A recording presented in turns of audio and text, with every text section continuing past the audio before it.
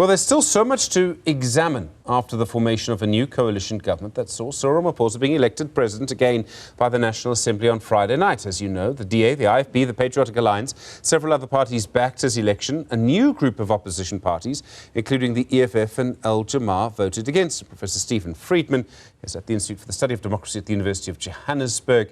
He's been looking at our politics for many years. Professor, good afternoon to you and thank you for your time. Is this the start of a really fundamental change in our politics? I mean, do you think almost everything is going to be really quite different from here? On the surface, it kind of looks like that. Yeah, I think it will, Stephen, but I think that this will obviously take time to gel. But already, as you've pointed out, I mean, you know, we've seen parties who've been opposed to each other agree to form a coalition, and that clearly changes things.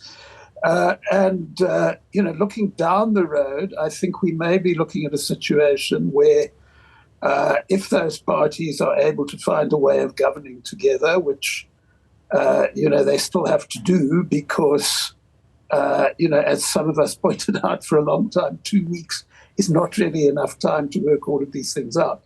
If they do manage to do that, then I think we could see a further realignment. Because you may see sections of the ANC who don't want to be part of this hiving off. You may see sections of the DA who don't want to be a part of it hiving off. And I think there's at least a chance that this could totally realign our politics. But obviously that will be over the next few years, not over the next few months. It seemed the ANC, as you say, 14 days is not a long enough time, but it seemed the ANC took a little while to decide what to do about who to go into government with, and it could have worked with the EFF and others, or even Umkhonto we Sizwe and others. Did it go with the DA? Was that maybe the best choice in the end because of the results, because the DA was simply bigger than others, and maybe the politics of personality was a factor with the EFF and MK? No, I don't think they could have gone with MK or the EFF, Stephen. In fact, I think we landed up with the coalition that we've got because that did become the only game in town. Just remember the MK's immediate condition for joining a coalition was that Cyril Ramaphosa not be president, which the ANC had to say no to. You know, it seems to me odd. Yes, there were a couple of senior ANC people pushing for that coalition, but it seemed to me odd to go from a situation where the Zuma faction and the Ramaphosa faction had finally not decided they couldn't be in the same party to suddenly deciding they could be in the same government. It was a bit like saying that the last 15 years didn't happen at all. As far as EFF ANC is concerned, look, the basic reality is they didn't have a majority between them. So that you would have been looking once again, which everybody dislikes at local government level, you would have been looking at them cobbling together a coalition with 3 or 4 small parties. The opportunity for the whole thing to fall apart would have been almost constant. And I would have confidently predicted if something like that had been cobbled together, it would have lasted weeks rather than months. So really, ANC, DA, you know, now with the IFP brought in, which, you know, looked like it was just window dressing, but actually it isn't because that's crucial to them holding KwaZulu-Natal. That really becomes, given the results we had, you know, all that was possible in the circumstances, I believe. For really, since we've become a democracy, and of course for a long time before that, the absolutely dominant factor in our politics has been the issue of race. And now we have a party which I think I can say, maybe with some evidence, that probably most white people vote for in the Democratic Alliance, and a party that, again, probably some evidence that many, many black people vote for in the ANC working together. And of course, the IFP has its own constituency as well, as does the Patriotic Alliance. It may be tempting to think that maybe this is the beginning or a significant step in a process of race becoming less of a factor in our politics, perhaps? What we're seeing here is the politics of common interests, maybe? Well, remember, OK, it only lasted 2 years, but we did have the National Party and the ANC in the government for 2 years. That didn't make race go away. It's a very important point, obviously. I mean, bear in mind that, you know, part of the baggage that DA has to bear is the not unjustified belief that whenever they have a black leader who is totally independent, the person lands up no longer in the DA.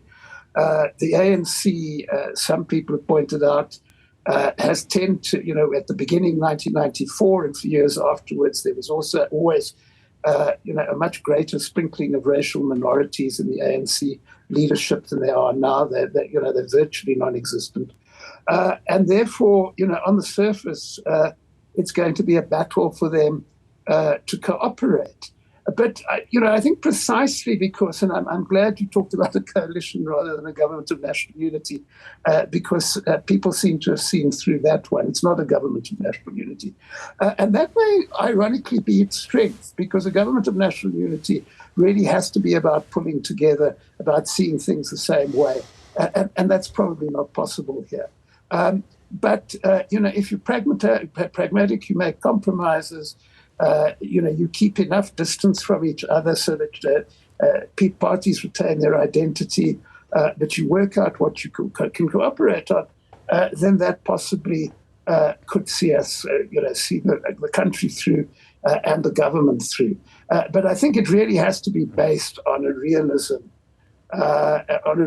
Which starts, yes, that this is happening because it was necessary to stabilize the country, not because everybody loves each other. And that although there are huge differences, people do belong to the same country and they do want that country to prosper. So I don't think that's inevitable. What I do think is crucial, and I think has to be emphasized repeatedly, is that this government has absolutely no room for complacency at all. If this government stays together and it doesn't make a material difference to people's lives over the next few years, then, we could see the center of our politics start collapsing and the extremes becoming far more dominant because people will get frustrated. I mean, there are probably two key things to that. The one is government services and the other, of course, is the economy. I mean, they run together, don't they? If you have electricity on all the time, it's much easier to actually grow an economy and to give the millions of young people that don't have jobs actually some kind of sustainable income. Is decision-making going to be held hostage by politics in the actual cabinet, Professor? And I mean, isn't this going to be the issue? As Greta Mantashe put it so nicely once, economics is the essence of politics. They're very, very different mindsets about how to grow an economy between the DA and the ANC. They're very different. Well, yeah, they are and they aren't, Stephen. You mentioned the racial divide, and to me the racial divide is crucial. If you can find a way to navigate that, a lot of other things become possible. And look, just so that what is, balanced about the prospects, it depends on how you read why people have become alienated from the ANC. And my very strong reading, and I think it's based on a great deal of evidence, if people have become alienated from the ANC, besides other trust issues, because they can't get clean water, because the power isn't on, because they don't feel safe. And those are issues on which politics, can be put aside to a certain extent. Politics always is there to a certain extent, but you can cooperate to make sure that basic services are provided. You can cooperate to make sure that the power stays on, etc. And even if that is all this government does, then it may well strengthen the parties in it. But beyond that, we remain in a situation in this country in which we haven't made the changes that we need to make to enable everybody to feel part of the economy. And looking at the longer term, one would hope that this government would do something about that. The talk in their agreement about a national dialogue, I think, is important.